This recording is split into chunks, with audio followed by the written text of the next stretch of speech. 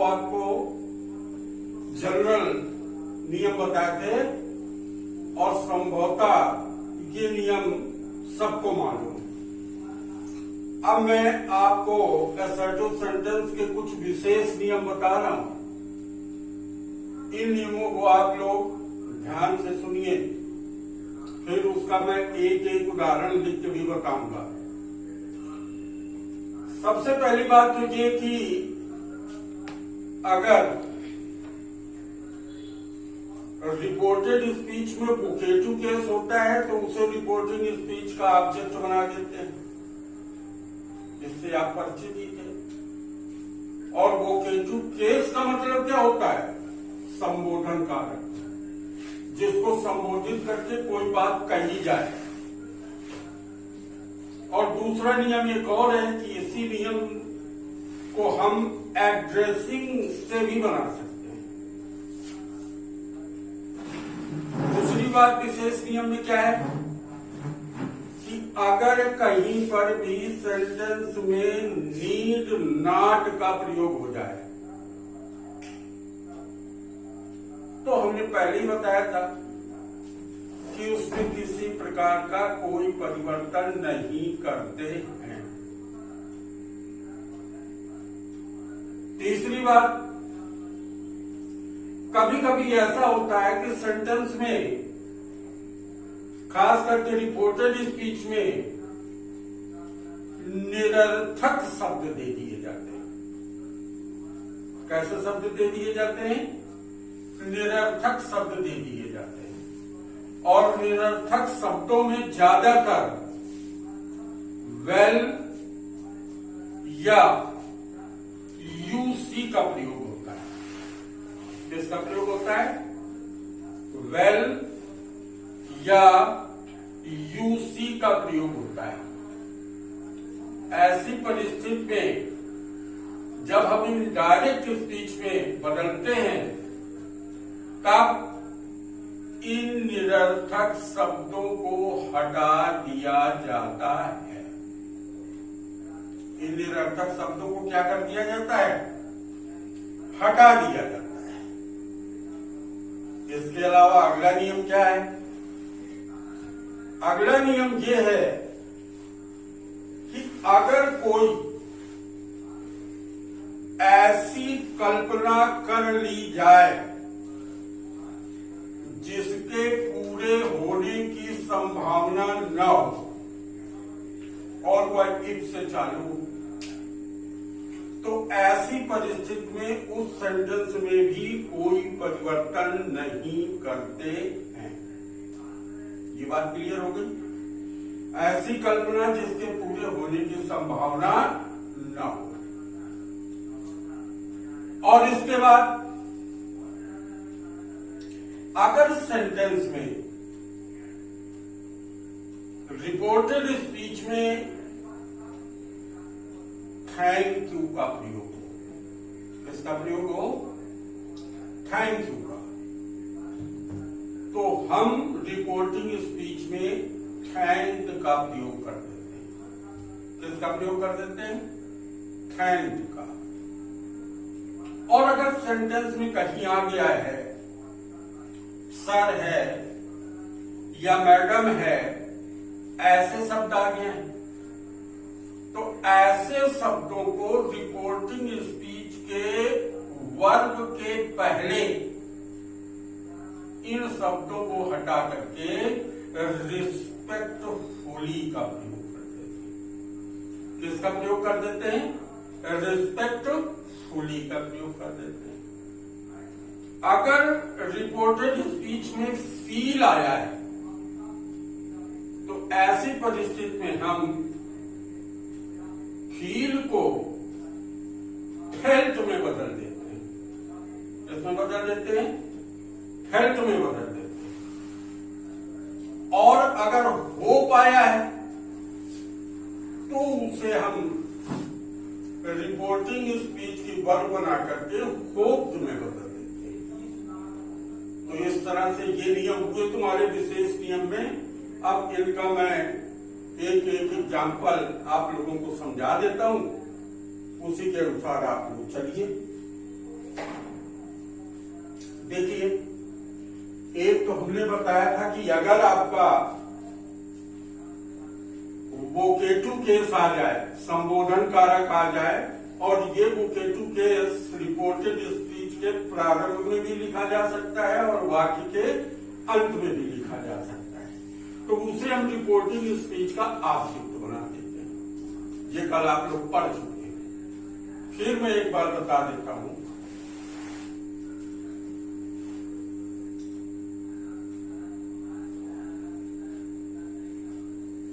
Suresh said, comma inverted comma, inverted comma यहां से begin हो जाएगा जहां से रिपोर्टेड स्पीच शुरू होती है। I have done this work, और इसके बाद लगा होगा कामा, और यहां पे लिखा होगा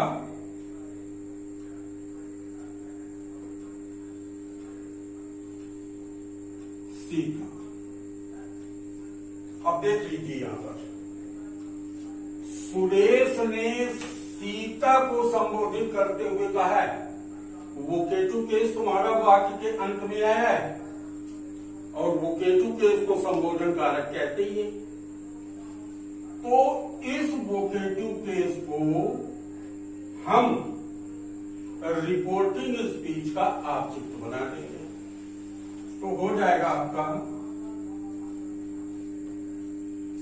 सुरेश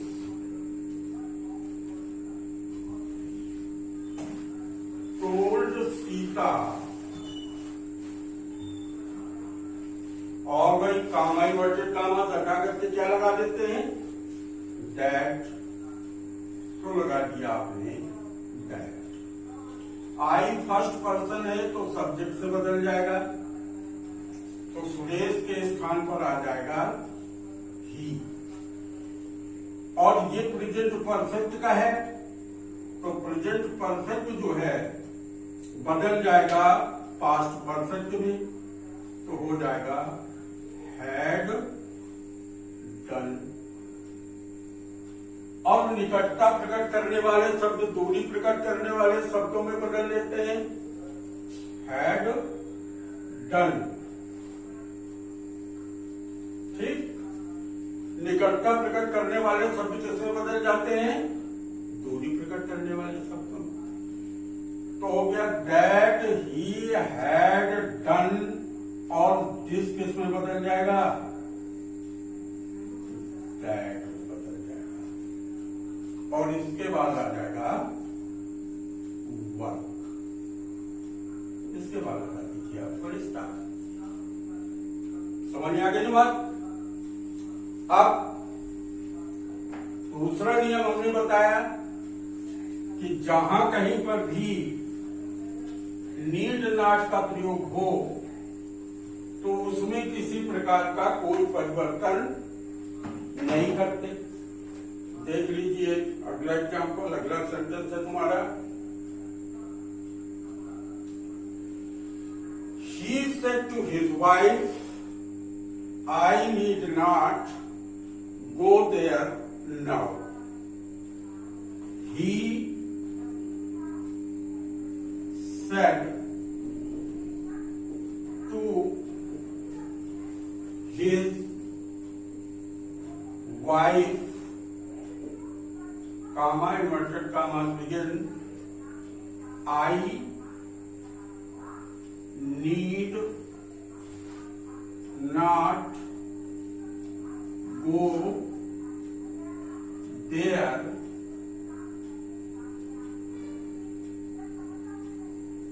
now. अब ये देख लीजिए सेंटेंस में क्या आ गया, नीड नॉट आ गया,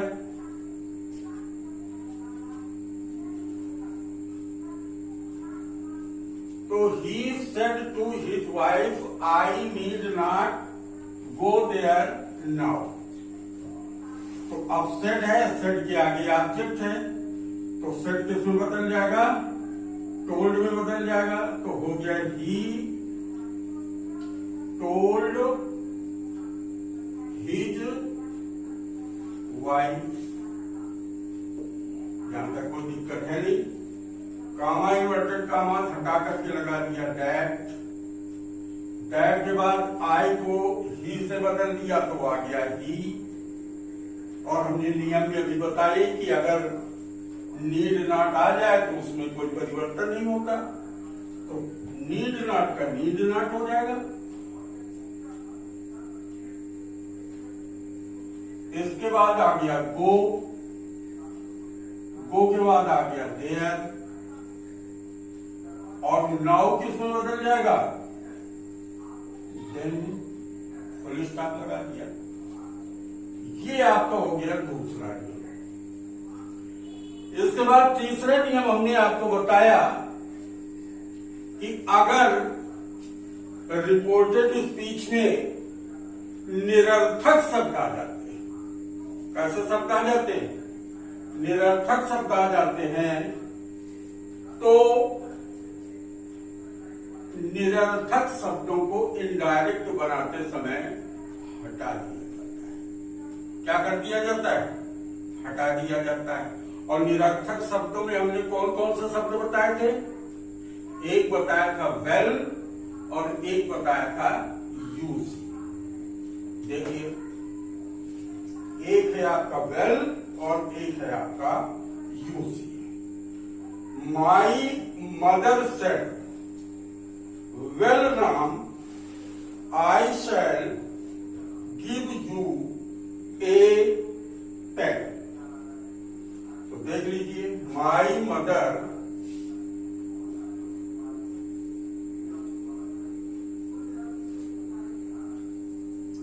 said comma inverted commas well Ram I shall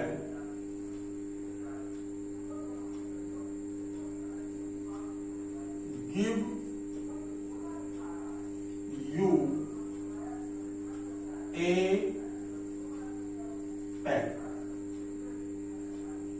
ये हो गया सेंटेंस। अब देखिए, रिपोर्टेड स्पीच में ये वेल आ गया और हमने बताया था कि वेल निरर्थक शब्द है। इसका मतलब क्या हो गया कि इसको इनडायरेक्ट बनाते समय हमें नहीं लिखना है। अब जब वेल हटा दिया तो बचा केवल राम। तो मेरी मां जो है किसको संबोधित करते हुए कह रही है? राम को। वेल हमने हटा दिया तो ये हो गया वोकेटिव केस। जब ये हो गया वोकेटिव केस तो इसको हम रिपोर्टिंग स्पीच का ऑब्जेक्ट बना देंगे। किसका ऑब्जेक्ट बना देंगे? और रिपोर्टिंग स्पीच का तो क्या बन जाएगा? My mother told Ram. अब हमने वेल हटा दिया क्योंकि ये निरर्थक है। दैट आई को मदर से बदल दिया तो हो गया सी। सी के साथ आता है दिल, तो दिल का क्या हो जाएगा? Would give a give you. अब यू भाई क्या है? सेकेंड पर्सन है और ऑब्जेक्टिव केस है कि तुमको दूंगा। कौन सा केस हो गया? ऑब्जेक्टिव केस हो गया। तो यू सेकेंड पर्सन है तो ये रिपोर्टिंग स्पीच के ऑब्जेक्ट से बदलेगा। और ऑब्जेक्ट क्या है आपका? राम है। तो राम का ऑब्जेक्टिव केस क्या हो जाएगा? राम का ऑब्जेक्टिव केस हो जाएगा हिम। तो हो गया हिम ए एन। चालू करो।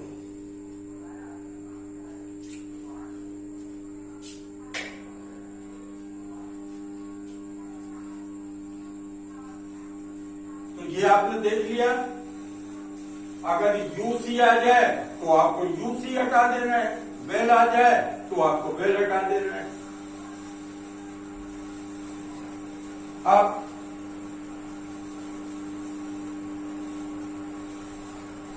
अगला नियम आ रहा है आपका। अगला नियम है आपका, अभी हमने बताया था आपको कि कोई ऐसी कल्पना हो जिसके पूरे होने की उम्मीद न हो। ऐसी कल्पना, अवास्तविक कल्पना जिसके पूरे होने की संभावना न हो, ऐसी परिस्थिति में उस सेंटेंस में किसी प्रकार का कोई परिवर्तन नहीं है। जैसे मान लीजिए सरला नाम की एक लड़की है, वो स्कूल से अपने 20 किलोमीटर दूर रहती है और दूर 20 किलोमीटर रहने के कारण वो बहुत दूर हो जाती है और डेली साइकिल से वो आती है, लेकिन स्कूल आते आते उससे देरी हो जाती है। तो एक बार सरला ने कल्पना की, क्या कल्पना की? सरला ने कल्पना की और उसने कहा, Sarla said, if my college were near the house, I would always be in time. Sarla ने कैसी कल्पना कर ली कि अगर स्कूल उसका जो है मेरे घर के पास होता तो मैं सदैव समय से स्कूल जाती, हमेशा समय से रहती। तो अब सरला ने तो ये कल्पना कर ली थी, लेकिन ये कल्पना है कैसे? अवास्तविक कल्पना है। क्या विद्यालय कभी उठ करके सरला के घर के पास चला जाएगा? क्या नहीं जाएगा। और ये आप लोगों ने नियम पढ़ा होगा कि जहां कहीं पर भी ऐसी कल्पना हो जिसके पूरे होने की संभावना न हो, वहां पर सब्जेक्ट सिंगुलर नंबर होते हुए भी उसमें प्लूरल नंबर की वर्ब का प्रयोग होता है। समझ में आई बात? तो ये बात याद रखो। तो सरला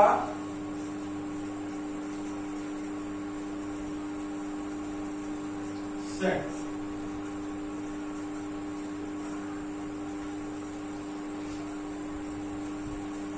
if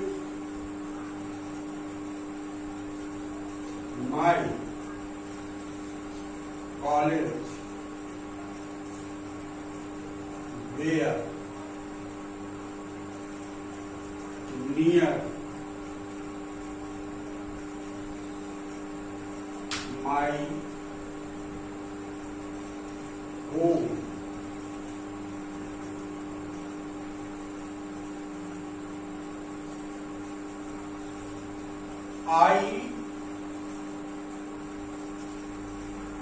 I shall be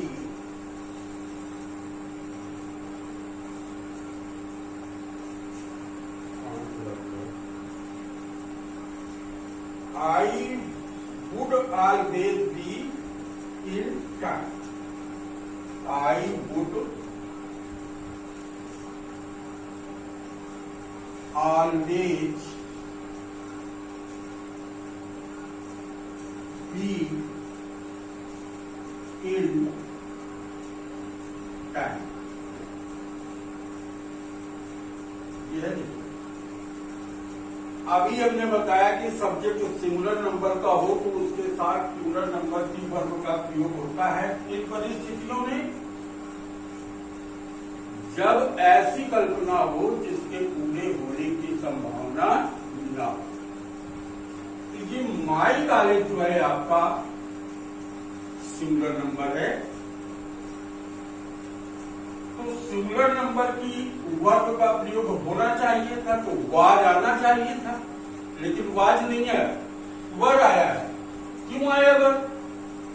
क्योंकि ये ऐसी कल्पना है जिसके पूरे होने की संभावना नहीं है। तो फिर क्या बन जाएगा?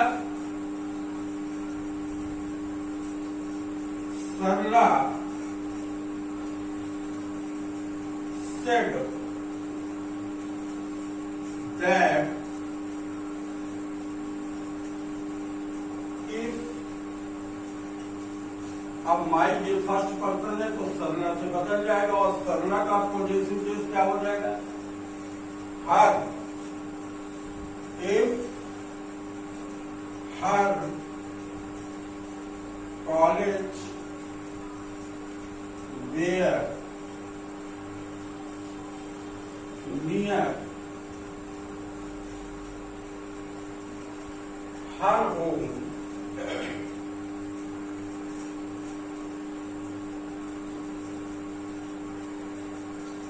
her home।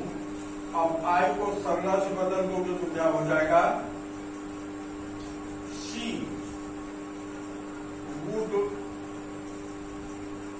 always be in time। बन गया आपका, हमने कोई परिवर्तन नहीं किया। अब आ जाओ अगले नियम पे।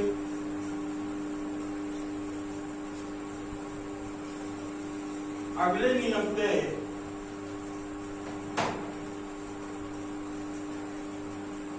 हमने बताया था आपको कि अगर रिपोर्टेड स्पीच में थैंक यू सर हो या थैंक यू मैडम हो या कहीं कहीं काइंडली भी मिल जाता है, तो ये अगर शब्द आ जाए तो जो रिपोर्टिंग स्पीच की वर्ब होती है उसके पहले हम रिस्पेक्टफुली लगा देते हैं और सर या मैडम को हटा देते। जैसे देखिए तुम्हारा सेंटेंस है कि the servant said to the master thank you sir for your help. देन लीजिए the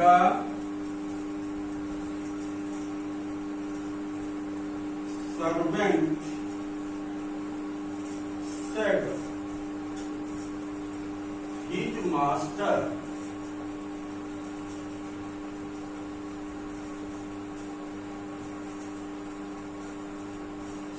comma inverted comma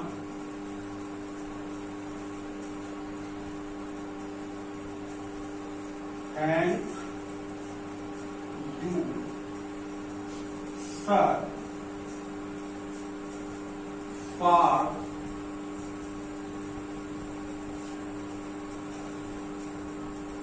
your help. किस तरह से सेंटेंस बनता है देखिए। पहली बात तो हमने अभी आपको बताया कि अगर थैंक दिया है तो रिपोर्टिंग स्पीच की वर्ब थैंक यू को जो है किसमें बदल देते हैं? थैंक में बदल देते हैं। किसमें बदल देते हैं? Thank you. और अभी हमने आपको बताया कि सर आया हो या मैडम आया हो तो उसे रिपोर्टिंग स्पीच की वर्ब के पहले लिख देते हैं। तो क्या हो जाएगा? द सर्वेंट रिस्पेक्टफुली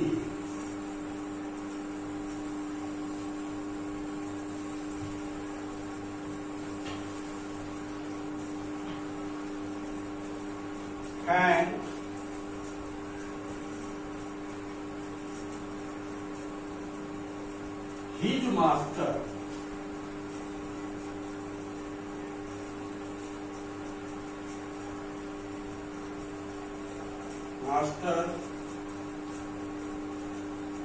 और अब जोर को हिज मास्टर से बदल देंगे आप, जो सेकेंड पर्सन है तो ऑब्जेक्ट से बदलेगा। ऑब्जेक्ट है हिज मास्टर, योग है पॉजिटिव केस, तो मास्टर का पॉजिटिव केस क्या हो जाएगा? हिज, तो हो जाएगा हिज हेल्प। इसके बाद समझ में आ गई ये बात? अच्छा, अब हम अगले नियम की ओर चलते हैं।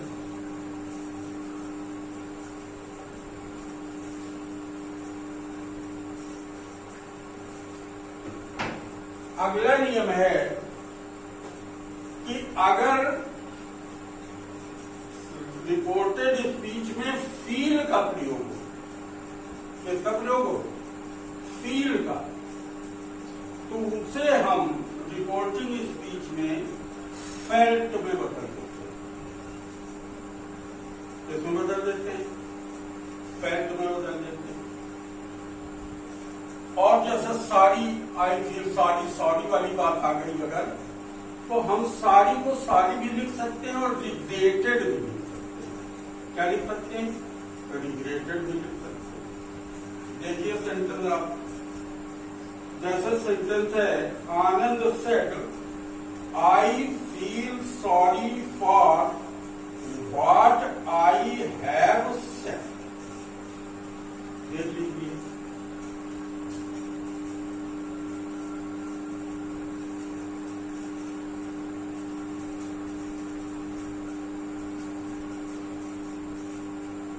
आनंद said I feel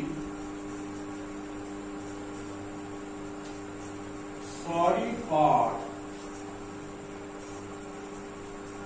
what I have done। ये अब इसमें ये फील सॉरी आ गया, तो अब ये सेट किसमें बदल जाएगा? फेल्ट में हो जाएगा। तब क्या हो जाएगा? तब हो जाएगा तुम्हारा आनंद फेल्ट सॉरी।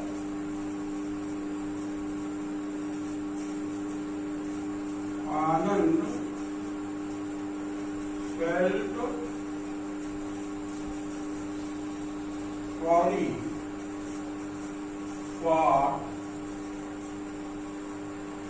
व्हाट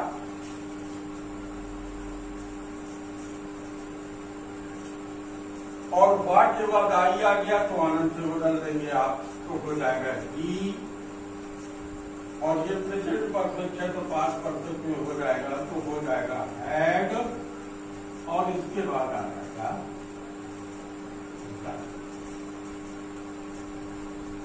आ गया होगा ये भी नियम। Anand felt sorry for what he had done. ठीक, अब एक हम आपको होप वाला नियम बता दें।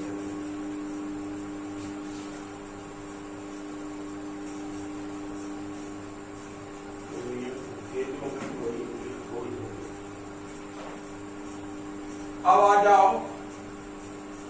होप के नियम में। He said, I hope my friend will come today. He said,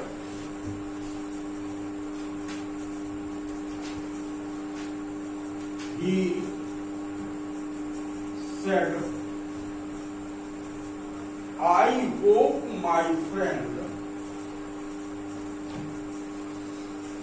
I hope my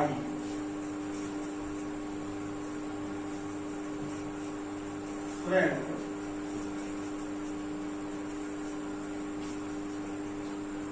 will come today. Will come today.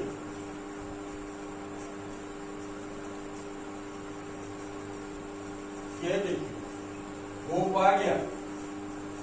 तो होप को हमने क्या कहा था कि रिपोर्टिंग स्पीच की वर्ब जो सेड है वो होप में बदल जाए। तो बदल दीजिए, सेड है तो इसमें बदल दोगे होप्ड में, तो हो जाएगा ही होप्ड दैट। दैट के बाद माई को ही से बदल दोगे तो हो जाएगा हिज फ्रेंड विल का हो जाएगा वुड कम, और टुडे बदल जाएगा दैट।